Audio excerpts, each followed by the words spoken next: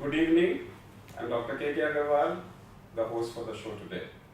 And we have with us IMA Action Committee. On my right, I have Dr. Mathande Pillai, Past President of IMA. I have Dr. R.N. Tandon, the Secretary General of IMA. I have with me the President-elect, the incoming President of IMA, Dr. Ravi Wankhedkar, and Dr. R.V. Ashokan, the Chairman of the Action Committee. The purpose of today is that IMA organized Dilli Chalo movement on 6th of June, and many of our members are asking what next, what to do, what not to do. In the next, we had many issues, so each one of us will give you an update of what has happened, what were our issues, and what is the current status of our issues. Starting from Dr. Ashok. Well, Dilli Chalo movement was a great success. It was a success beyond even our expectations. IMA headquarters and the state branches rose to the occasion. 2 rounds of discussions have been held with the government, and it's still a mixed bag. Our very important demand is for the Central Act on Violence on Doctors and Hospitals, and the implementation of the interministerial committee recommendations. The third more important was the National Medical Commission and the next examinations, on which all we have discussed the various points that have developed. The 2 meetings have certain products which have come out of the meetings. We are evaluating whether this is an adequate response from the Government of India to the expectations of our members. So let's take up one issue by one. Let me take the issue of Clinical Establishment Act, and I request Dr. R.N. Tandon to give a brief. So the most important thing is I must thank all the members for cooperating for the 6th June Dilli Chalo program, which has really created impact on government, and at least now government is ready to listen to us and they are ready to accept certain suggestions. What will be the outcome, that is not known to us, but we are really optimistic that at least the single doctor clinic, which has been a motto of all the doctors of Indian Medical Association and otherwise all the federations, that it should be out of the purview of the Clinical Establishment Act. And this in principle has been accepted, but the only thing is the acceptance is something else, and the order has to come, which is going to be a different issue. We are expecting the order to be released as soon as possible by the government, and we are trying to change certain things also. And the single doctor clinic, it's not only the one doctor, it is the husband and wife also should be included, and we are trying to get certain other things also included in the act, which should be taken care of. Because considering the 2 acts which has come up in spite of our 6th June protest, there is West Bengal Clinical Establishment Act and then the Karnataka Clinical Establishment Act. And both the cases, there are certain points which are not acceptable to any of the member of Indian Medical Association, and even I'll say any doctor of India. So those 2 things are going to be a really thorny issue, and we are discussing with government. One is the fixation of charges, which has always been said that we are not ready to accept, because this is, as per the MCI also, it is advisable that the doctor himself is able to decide his fee according to his stature, according to his qualification, according to his experience, and according to the place where he is practicing. So these things government is not supposed to fix for the doctors, and we will fight for it till we get this out of Clinical Establishment Act. And another thing which is going to be very important is the protocol. Treatment protocol is to be decided in government. This is not the thing which is acceptable. The treatment protocols can come in the advisory form, because every time and everywhere, at every place and every patient requires a different kind of a treatment. So the advisory can be there, which we also learn when we are studying our medical schooling. But the advisory or the protocols, if it's something is fixed, that somebody has to do this thing like that. If I say, for example, appendix is to be done by laparoscopically only, then it cannot be a protocol. It is advisory, because laparoscopic appendicectomy can be good for patient, but where the laparoscopic surgery is not able, where the surgeon concerned is not expert in laparoscopic surgery, he should not do operation for appendix, because that is an emergency, it is required. So the protocols are to be fixed by the doctors himself. Government can give advisory for the better outcome. That is acceptable. And most important thing is RITS, Clinical Establishment Act, is going to be implemented. What is going to create a problem? It's not going to create a problem. It's definitely going to create a problem if single doctor clinic is not excluded. So the single doctor clinic is to be excluded accordingly, and it is not only one single doctor, it is a single doctor with husband and wife. It is very important, and we have to follow certain minimum standards guidelines which we can prepare ourselves. Well, the first aim of every doctor is the safety of a patient. So according to the safety of a patient, we have to follow certain guidelines which are helpful in providing good services to the patient. The only aim of a doctor is to treat the patient safely, to advise the treatment which is good for the patient, and it is always the aim that whatever we are doing, it is in the interest of the patient, best interest of the patient. We are never thinking that whatever we are advising is going to affect adversely to the patient, whether it's a medicine, whether it's a procedure, or whatever the protocol we are following. So our aim is to only take care of a patient and provide the best possible services. So our request to the government will remain that the Clinical Establishment Act should be patient friendly. I will not say doctor friendly, but it should be a patient friendly. But everything is going to cost the patient. So that is what is the view on Clinical Establishment Act, and we are sure that we will achieve certain targets which we have kept for ourselves when we are discussing with the government. Dr. Pillai, IMA has been fighting for two issues. One is NMC, and now it looks that NMC is coming. What should we do? What is the current position? And then after that, I'll request Dr. Ashokan to talk about what next to next.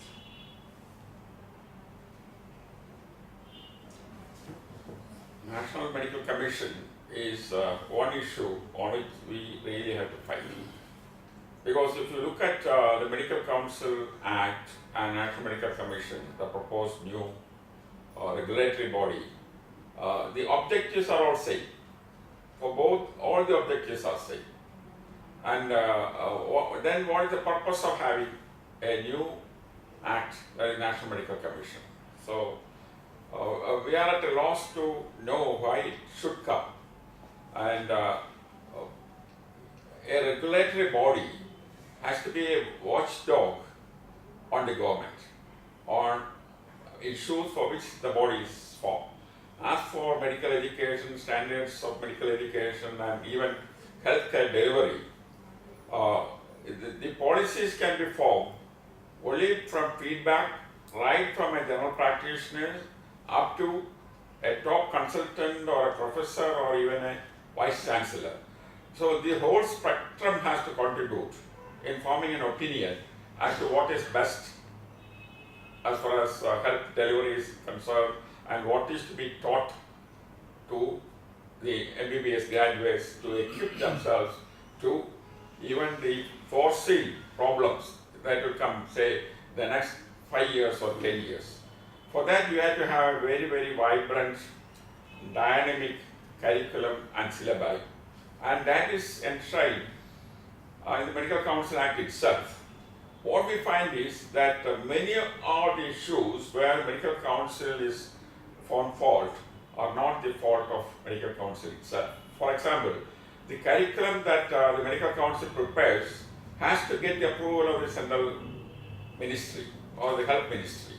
The Medical Council has modified and amended the curriculum and syllabi at least 5 years ago, and still it is pending with the central government for approval. So who is at fault? Is it the Medical Council or the government? And now we are going to have a situation where the government is going to have all the powers Particularly, the whole thing is to be handed over to the bureaucrats and with no democratic representation of the medical profession. And that definitely, in a democratic country, denying even a regulatory body the democratic process is not good. Because it has to be much more of a watchdog body rather than a body which always agrees with the government policies. Government policies, they can be pitfalls because only the professionals will know what is best for that profession. So that feedback is definitely going to be denied for the medical profession if the National Medical Commission is formed. So we are demanding that it has to be a representative body and that has to be entirely of medical professionals and non-medical should not find any place in that. So that much we are very sure. Second, of course, is in the new act, we find that the clause in the Medical Council Act, clause 15(2)(b), which ensures that only a modern medical doctor can practice modern medicine, does not find a place in the National Medical Commission. And that is a grave mistake. If that is not included, that means anybody can practice modern medicine. Whenever there is an issue of Ayush practicing modern medicine or even quacks practicing modern medicine, whenever we have filed a complaint in the court, either the High Court or Supreme Court, the only ground on which we got relief is on this particular clause. If this clause doesn't find a place in National Medical Commission, then the whole modern medical profession and practice will get open to any system of medicine, which definitely is not best for the public. It's not best for public health. Because we know even an animal, wherever the animal is in India, they are being treated by a veterinary doctor who is fully qualified. Here we have a situation where the people in the rural area has to be sort of be happy or have to accept an Irish person dispensing modern medicine. So it is going to be a divide between the rural and the urban public, and which definitely does not go well with public health. Not only that, if you are going to allow other systems of medicine, Irish doctors in particular, to practice modern medicine, and when there is a complication, if they are going to be referred to a modern medicine doctor at a later stage, then it is not going to help. Because when you talk of health, it is not only curative health, it is a preventive aspect also. If the preventive aspect, including immunization, nutrition, protected water, hygiene, and environmental hygiene ought to be emphasized, it has to be done through the modern medical doctors, under their supervision, through the health workers. And if that system is not going to be there, then public health will suffer quite a lot. And you also find that in the new act, proposed act, we find that the president of the commission has quite a lot of powers, including more or less like a veto power, where any decision taken by the body cannot be questioned, and you cannot go for appeal against any decision of the body. So the president of the commission is the ultimate authority, which again is not good. And yet another aspect is that we always find that a regulatory body should not conduct examination. Regulatory body has to lay down broad principles about how a student has to be selected and things like that. Here, even the sort of entry-level examinations to qualify a person to become a medical student is going to be conducted by the National Medical Commission. And the National Board of Examinations, which is definitely doing a very good job and supplementing the health universities in giving postgrad qualifications, and that itself is going to be encouraged by the National Medical Commission, which again is not good. So sort of concentrating a lot of powers in a bureaucratic body, undemocratic body, and a nominated body does not go well in controlling or regulating a profession. So we have to definitely oppose it, and IMA under the leadership of Dr. K. Aggarwal is very strongly doing it, and definitely we see a hope that whatever modification we suggest, most of them may get incorporated in the new act. Dr. Shupana, what next? So this is regarding next, or what is going Next. to be the Any next action? No, No, next. next. What about Next next? exam eligibility Yeah. acceptance. No to next. No to next was a very important stand that IMA took for guiding the medical students of the country. And IMA has got the responsibility to guide the next generation. It's an injustice to the medical students who go through a very, very tortuous, very, very tedious course, appearing for more than 36 examinations in a format with theory, orals and clinicals, to have another test for a few hours where the eligibility to have a license will be decided. This is totally unacceptable to the medical profession, to IMA and to the medical students.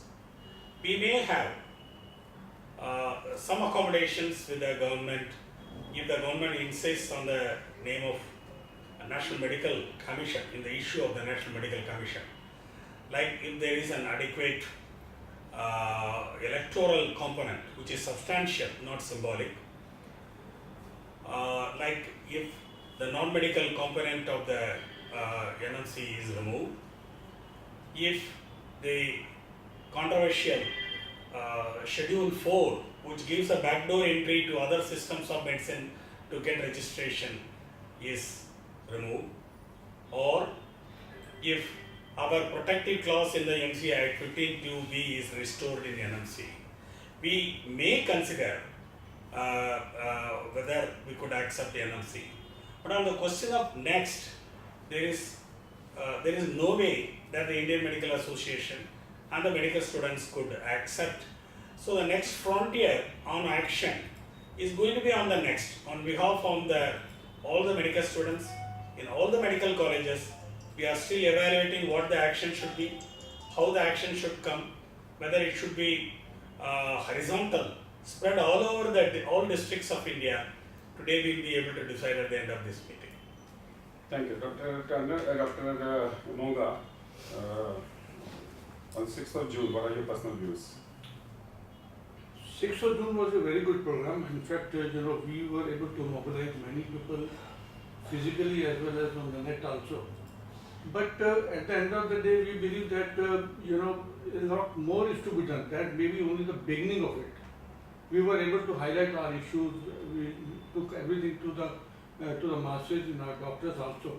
But public information and pressure on the government, these are two things which I think we have not been able to really do it, and we'll have to do a little more effort to do all these things. Public was not really worried about it, they were not concerned about it, and what we expected in the media also, it was not that much there.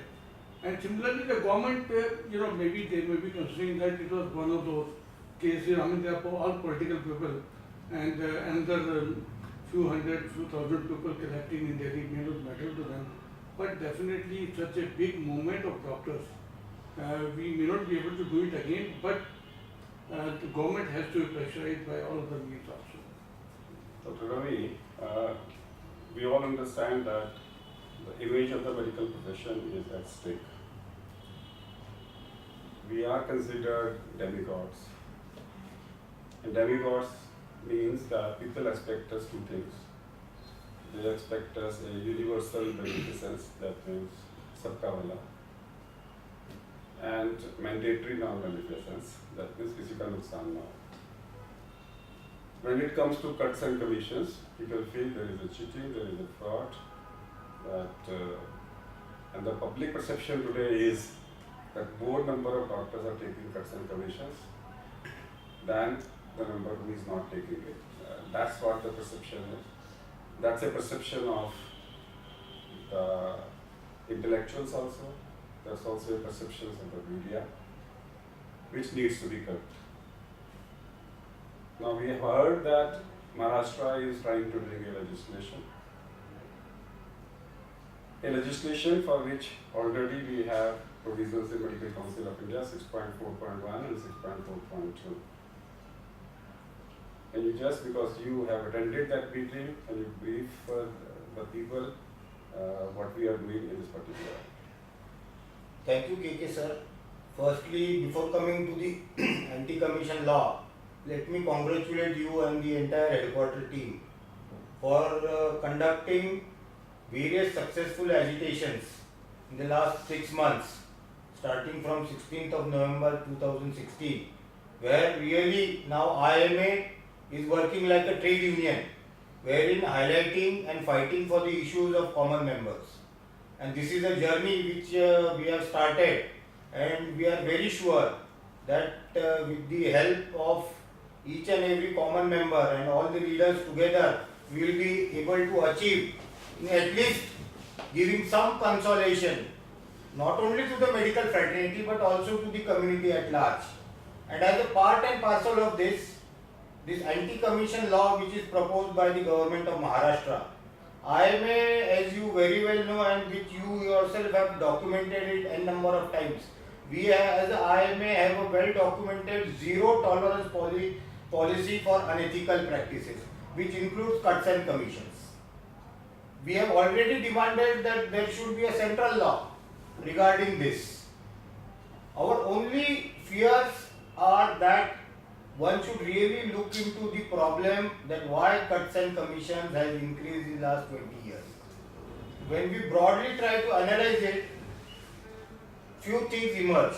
One, the highest increasing cost of medical education due to privatization, and now this year the medical college fees have increased at places 10 times, 15 times, and a doctor who has to pay so much of money obviously works like a business. Secondly, if you will see, before 20 years, 90% of the hospitals were doctor-owned hospitals. But in last 20 years, many for-profit organizations have come and started hospitals where they have started it as a business. Now this creates a dilemma. If professionals are running a hospital and doing their profession, the professional ethics definitely apply.